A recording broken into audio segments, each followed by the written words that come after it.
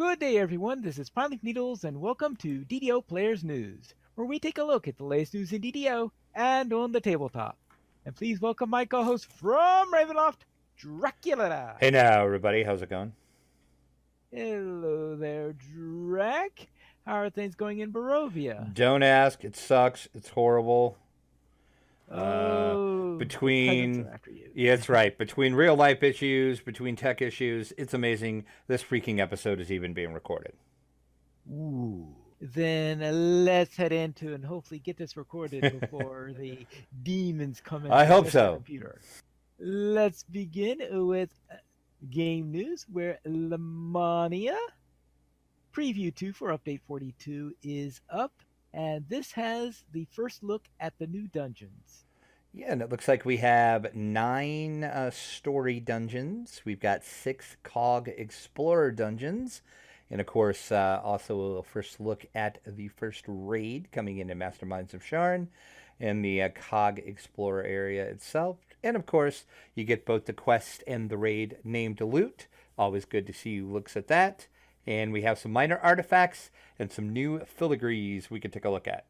And alas, we didn't have time to actually go into Lamannia this week. We did not. So if you did, let us know how it was. I haven't even looked in the forums at all either to see how it was going. And hey, Gumps, thanks for being here tonight. I did notice that there were about at least 2 pages, maybe 3 pages of comments related to it, and that was just the dev tracker. Wow. Okay then. I will have to look at those and see how it's going. Yeah, because I had to go through a couple of pages down in order to find the. This might be the first time I think that I'm going to be spoiler free for anything, because I don't think I'm going to have time to make any videos on this or anything before the release. So might get a spoiler free look at Sharn once it goes live. Ooh. It depends if we have another Lamannia or not, and then maybe I can take a peek, but might go spoiler free this time. We'll see. I would hope that there's another Lamannia. I know it's only a couple weeks away, only 12 days, so it's just under 2 weeks before the scheduled release date. But right, I kind of assume maybe next week we might get another preview, but I guess we'll see.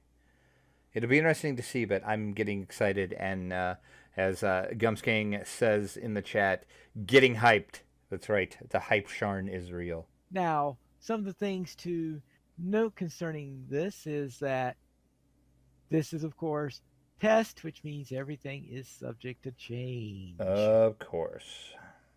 Of course. So that's what's on Lamannia, and hopefully we'll get another build next week, and if we're lucky, we might have time to. I was gonna say might actually get to like play on Lamannia. Yeah, there's a concept. There's a concept. So let's then head into the Chronicle, where is this? I'm guessing that is probably the cogs in Sharn. Oh, of course. It would be something in Sharn, and with that big cog there, I suppose. Yeah, that's why I'm going to go out on a limb and say that's where it was. As I said, have not been on Lamannia. I have not seen any of the dungeons. Just going to guess that's what it is. Guess we'll see once we actually get into it. See if I'm right.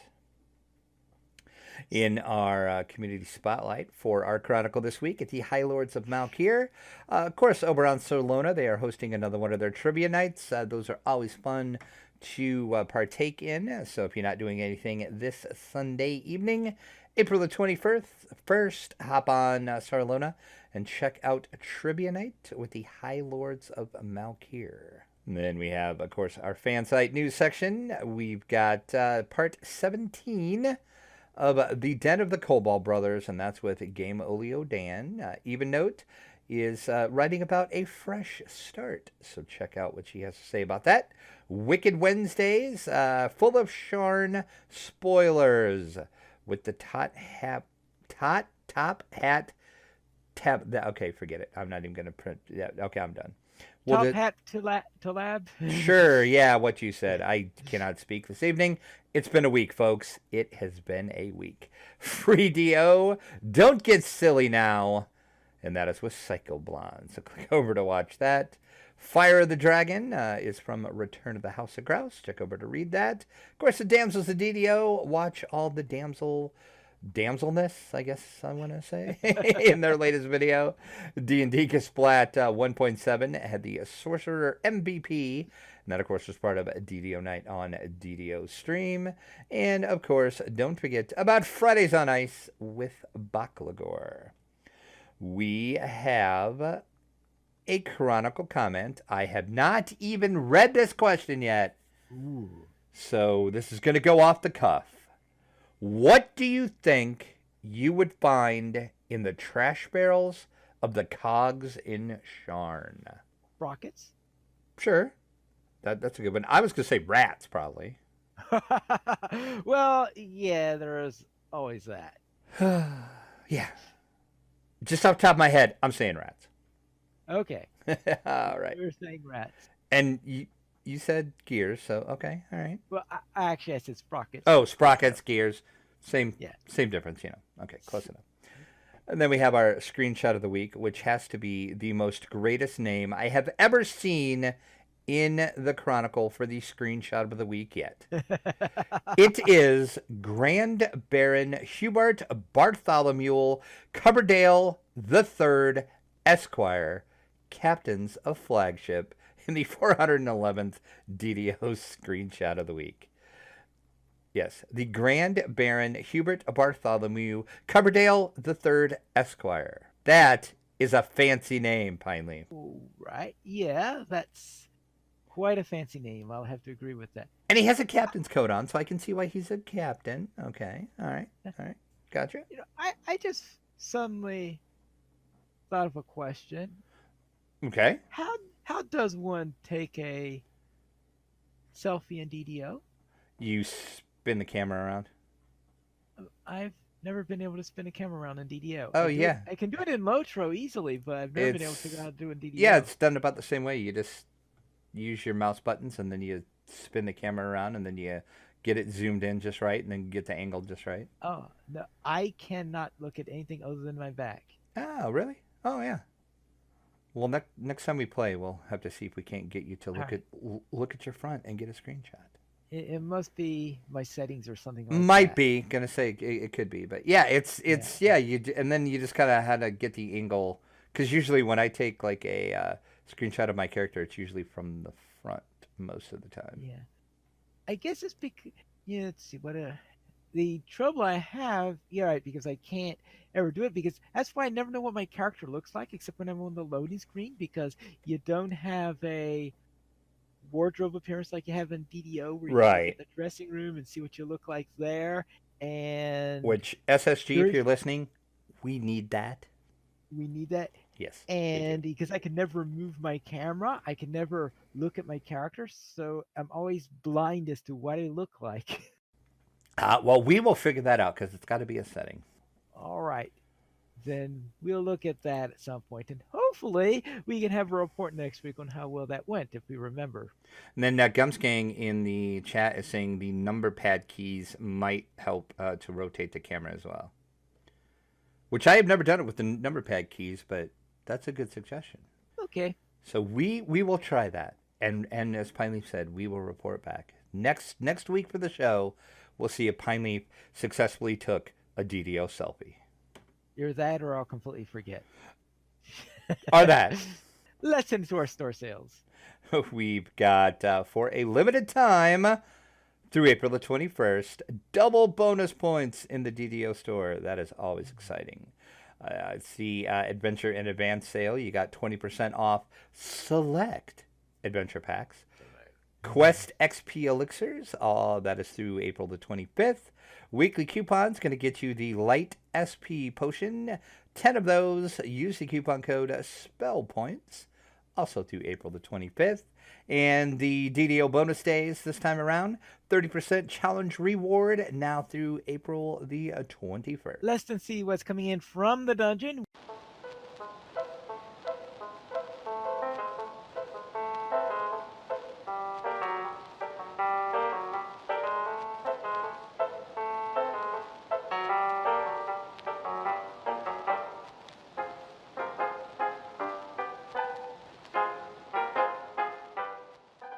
where WotC announces D&D Live 2019, The Descent. Dun, dun, dun. Yes, we're going to find out what is going to be the next book and storyline for D&D, the 5th edition. This is just like what they did last year with the stream they did then as well. Going to be the same thing. This is going to run May the 17th through the 19th. And it is centered around, as I said, the next adventure module for D&D. What is going to happen is they are going to announce what it is, and then you're going to see a bunch of groups playing some adventures that take place in there. They're going to kind of kick it off. The great thing is, other than like last year they had limited tickets. This is basically going to be a public event. You can buy a ticket for this if you find yourself in the Los Angeles area on those days. Prepare to pay $300 though. Yes, $300, and that is going to be a 3-day badge. You are going to get to witness the unveiling of the new D&D storyline. That's going to take place Friday evening. And then you will also get to play in a 3-hour session of the D&D Adventurers League Epic, and that is going to preview elements from said new storyline. That's going to take place either on Saturday or Sunday. Also going to get the coveted D&D swag bag. That's going to include merchandise from D&D partners, and also an advanced copy of the book that we talked about a couple weeks ago, which is going to be Ghost of the Salt Marsh. And of course, you get to watch D&D played live by some of the biggest D&D personalities live in the studio audience. That's going to be both on Friday and Saturday night, and you get just to mingle with a lot of people, catch some live performances from some music artists and various other things. So this is coming up, and of course, if you can't attend live, don't have $300 to plop down on this as well, you can watch it on Twitch. Oh, that makes it easier. It does. A lot less expensive and too. A lot cheaper. That's right. And some of the people that are going to take place in this is going to be Matthew Lilliard, Micah Barton, Anna Prosser Robbins, Patrick Rothfuss, Jeremy Crawford, and Kate Welch, and Chris Perkins as well. That is just a few of the celebrities that will be in attendance. But yes, so it is called D&D Live 2019, The Descent. And if you're watching the YouTube version of this, there is a picture on the screen now of this. Or if you're listening to the podcast version, you can go over to the site and see this. Like they did last year, I'm sure this is a teaser for what it is. It looks like it's going to be Angels versus Demons. Right. And when I first saw it, I was thinking a Paladin in Hell, but yeah, you said that when we were talking about this off air, and I'm like, yeah. So who knows? So we'll see. May 17th through the 19th, but Friday, May 17th, we will know what the new storyline is for D&D. Yeah. Then let's go and see what's on the tabletop.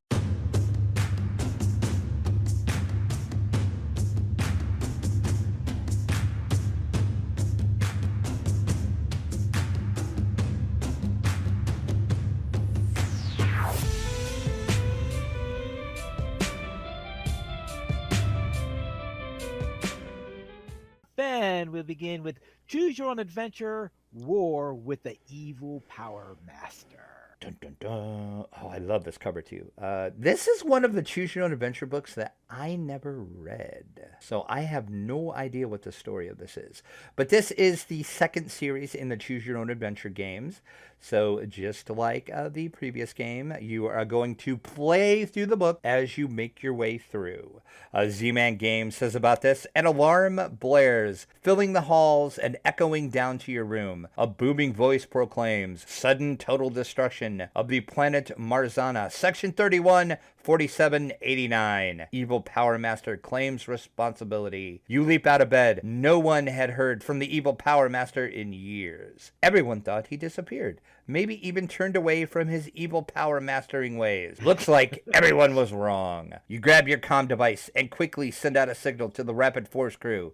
Looks like it's time to save the galaxy. So yes, just like as I said in the first Choose Your Own Adventure game, this is going to be a cooperative game based on the book. You are going to make your way through, defend the peaceful system thwart the evil master's plans, save the universe, rinse, and repeat. And players must utilize their character's unique abilities to overcome the evil Power Master's minions, locate where he is hiding, and face him down in a cinematic battle. The game is going to come with 325 cards, 1 game board, 1 die, 1 mover pawn, 2 tracking cubes, and 9 signal booster discs. This is a retro style artwork on this as well. 1 to 8 players can partake in this. MSRP is going to be $24.99. Look for this early this summer. Now, my question is this designed to be played only once, or is this something that can be played several times?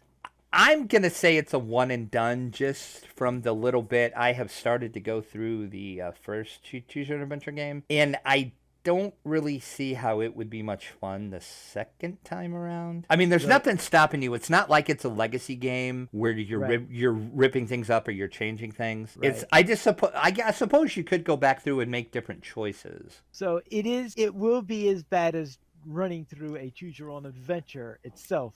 Right. It's exactly, think of like you reading the book, you draw a card, you read the card, and then you choose what you want to do, and then it tells you what other card to grab. So it's just like you're reading a Choose Your Own Adventure book, but you're doing it with a deck of cards, and you're playing a game at the same time. So, okay. I don't know. I don't know if you could really... I'm halfway through the first Choose Your Own Adventure game. Like I said, I guess you could go back and make different choices and see how different choices play out. Well, that sort of... But yeah, I think it's kind of a one and done. But as I said, it's not like a legacy game. You're not destroying anything, though. So you could like loan it out to somebody else and they could play it because you're not destroying or altering the game. You're just... Right. Choosing what you want to do, and that, so yeah. Okie dokie. Then that is the war with the evil Power Master. Also, a little note here is that on the Kickstarter front, Vampire the Masquerade Heritage is now on Kickstarter. Woohoo! I mean, oh, yeah, it is. I mean, I'm not excited about this at all. I mean, who would want this game? Yeah. And well, apparently a lot of people considering that it's about 8x funded right now. Yeah, and it funded in like 50 minutes as well. Yes. So there's that. Yeah, it's been a while since we talked about this. We talked about it when it was first announced, but that was quite a while ago. This is, of course, as you said, Vampire the Masquerade Heritage. You're in Europe in the year 1300, but it's not quite like it is in the history book. Behind the plots of the mortal rulers and the visible ebb and flow of history, there is another world to discover, a world of immortal, blood-craving monsters, directing, guiding, and sometimes forcing events to move towards whatever corrupt intent they want. Ah, the fun of the Methuselahs. Exactly. So you're building your bloodline, you're scheming against enemies, and you're plotting to change the flows of history. This is for 2 to 4 players. They're saying about 15 to 20 minutes per player. The Kickstarter, as of this recording, has 11 days to go. And as you said, they are way overfunded. So this you can jump right in on this. Base pledge about $67 US, and that's going to get you the retail edition of the game. If you want to shell out $101, you can get the Kickstarter edition with all of the Kickstarter goodies. And I noticed that the main thing is in euros, so I would presume that this is... what company is doing this now? Oh, Bond Germany. Okay. Yeah, yep. It's Nice Game Publishing is actually who was doing it, but they are out of Germany. So, but it does ship anywhere in the world, but who knows what that's going to cost to ship. I'm saying shipping's probably going to add another $20 to $30 maybe. I mean, I don't know, that might be a little high. But of course, shipping charged after the campaign ends, so. Of course. But the retail edition for $67 doesn't get you the Kickstarter goodies, but it does get you any the stretch goals that unlocked. So you do get the stretch goals. You just going to get all the cool Kickstarter stuff. The current estimations that they have are Spain, approximately €10. The United States and the rest of the European Union, approximately $15. So that means that if the designer is in Bonn, but I guess the manufacturing must be in Spain. I'm guessing probably, yeah. All right. Canada and Brazil for 20 euros, and the rest of the world about 32 euros. Okay, so I was probably close. I guess if you convert 32 euros to US dollars or whatever that converts to right now, I'm probably close on my estimate of about 20 bucks. Well, for you though, since it'll be USA, it'll be 15. Oh, well, okay. See, I was close then. 5 off. And that was just a guess. Then let's go and see what our weekend gaming is like.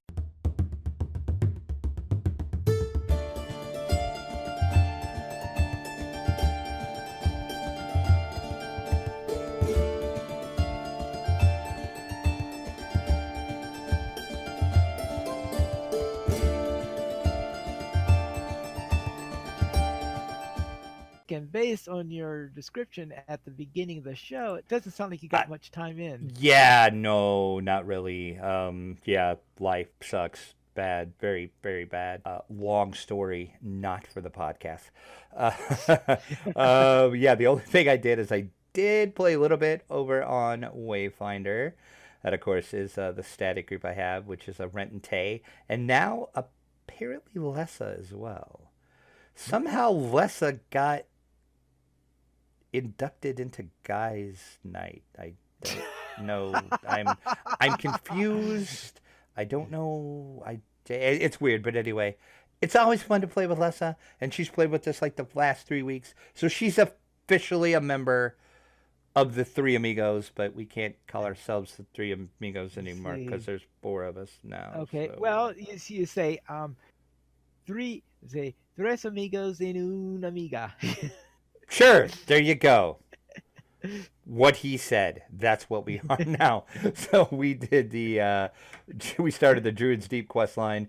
We did Outbreak and Overgrowth, and then Lessa appeared, as she often does, and we did Thorn and Paw with her, and we're going to finish that off hopefully next week. We'll see. Again, real life sucks bad. Also, she wanted to go out in the Orchard of the Macabre and do some stuff out there. So I was a little over leveled. She is like level 15, and that's about the area for the Orchard. So I thought what I'm going to do is just create an iconic so I can just go out there and get Slayers and stuff and just, play with her. Her and Rent were out there. So I thought, okay, cool. I'll do that. And then, so what I did is I just created a Tiefling Scoundrel. So that's my first look at that. Really weird. I suck bad because I've never played a bard ever. No freaking idea what I'm doing. But I guess that's a little preview of our Heaven and Hell series that we're going to be doing.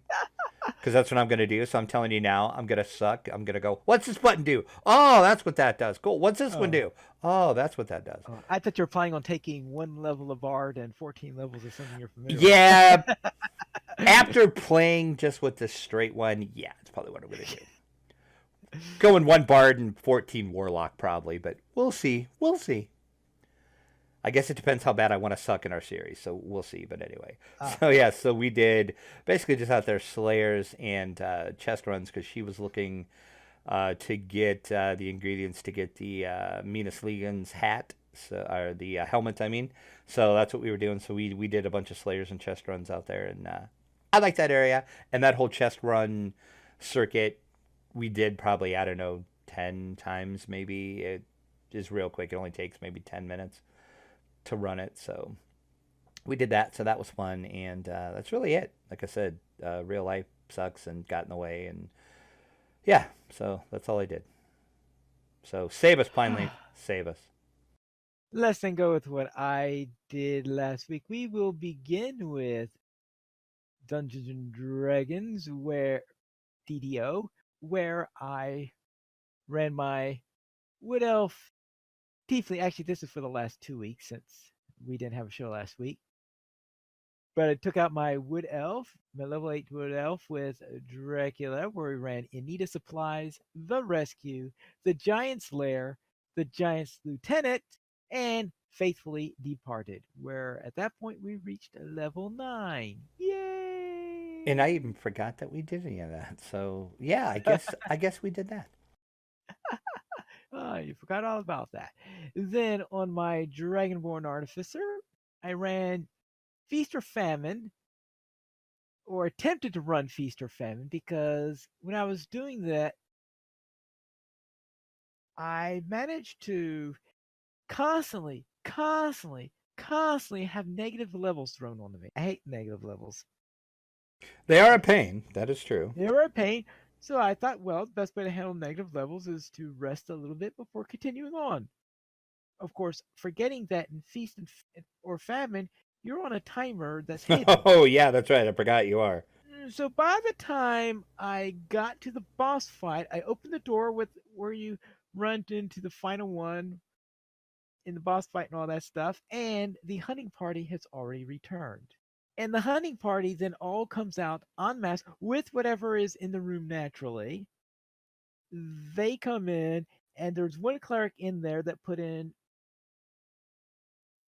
about, mm, I guess, maybe 12 or 13 negative levels on me. Death Ward is your friend. I'm just saying. Death Ward. Death, let's see. Oh, Death Ward prevents negative levels? Yes. Oh, it does. Okay. That's why I don't run into it so many times, because I usually have Death Ward around. All right, that means if I go back in there again, I'll make sure that I put in Death Ward. I guess I forgot. I thought this was the character that had the immunity to death effects item. All right. Maybe not then. After that, after being beaten to a pulp like that, I decided, all right, let's try Tower of Frost. My old friend Tower of Frost. Then I went into the Archon's Trial, Demon Assault, and the Devil's Details. Then I did another Tower of Frost. I really love Tower of Frost. And then Foundations of Discord. And in Foundations of Discord is where I reached level 14. Then once I got to level 14, I then ran Grim and Barrett. Ugh, it's a quiver. Hmm? The quiver. That's where the quiver drops. That Yeah. it took me like 100 and something whatever runs to get the dumb thing to drop. And let me guess, you got it the first time you ran it. Well, yes, but unfortunately that was 3 characters ago. So right, I think that was 3 characters ago or something like that. It wasn't this character, obviously, but I think I did have another character at some point who did. The trouble is, of course, because I have the magic arrows I summon, I never really use a quiver on this character. Then I decided to start a series looking into the Tiefling Inquisitive as a little preview of the Inquisitive and on the Tiefling. I ran Mira Sleepless Nights and Red Willow's Ruins. I'm doing this on a level 7 character. These are level 6 quests just to see how it's going. The first quest I ran definitely at level 6 because I didn't have a crossbow, because I was, you know, a went in auto leveled all the way up to level 7, and I didn't have a crossbow, so I couldn't check out the double crossbows and all that stuff. So that's why I ran Mirror Sleepless Nights, and fortunately either a crossbow dropped or I got one for a quest reward. So I had a crossbow, so I ran Red Willow's Ruins to see how well the double crossbow ran. And during this time, it's the first time I remember doing the Hobgoblin Cave. I had completely forgotten that there was a Hobgoblin Cave in there, or what I call the Cave of 1,000 Traps. Traps all over the place in there. Good thing I was playing a. Oh no, I wasn't playing an Artificer. I was playing the Inquisitor. Yeah, that's what I was about to say. It's like, man, too bad you weren't on the Artificer for those traps. Yeah, but I managed to get through that little side quest in there. Now, in that case, I did get to see how the double crossbows were. And after running that quest, a couple of days later, I saw a message in Lamannia that said that I was saying, oh, it looks like there's an issue with dual crossbows where the the combined dual crossbows are slower than a regular crossbow. Okay. No! That okay? Therefore, I did not continue that series. At least I'm not going to until they fix that. Since there hasn't been a game update since then, it's probably going to have to wait until the release of Sharn, I guess, for that to get in. Mm-hmm. But yes, dual crossbows apparently are doing less DPS than just using a regular crossbow because the animations are too long. But Linabelle said she found the bug and has fixed it. We just have to get it into a build that gets posted, and then we could try it again. Hopefully, it will be at a better pace. But it did look a little bit slow, and I just thought, well, maybe that's just an illusion. No, apparently it wasn't an illusion.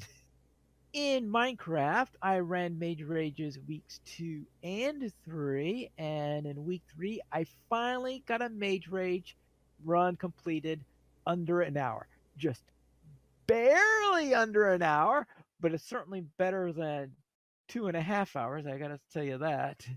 So that was my best run on that for the week 3 one. In tabletop, I was playing more Warfighter Pacific, where I ran a shore invasion, and I felt like one of those D-Day companies that wound up on the worst stretch of beach you could possibly be sent on D-Day. So obviously that didn't go very well. So I got killed on that one.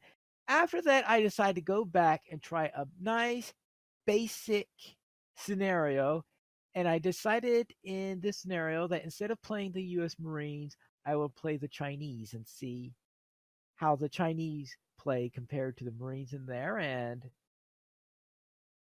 I think that went pretty well. It was, as you would expect, it was the Chinese versus the Japanese on that one.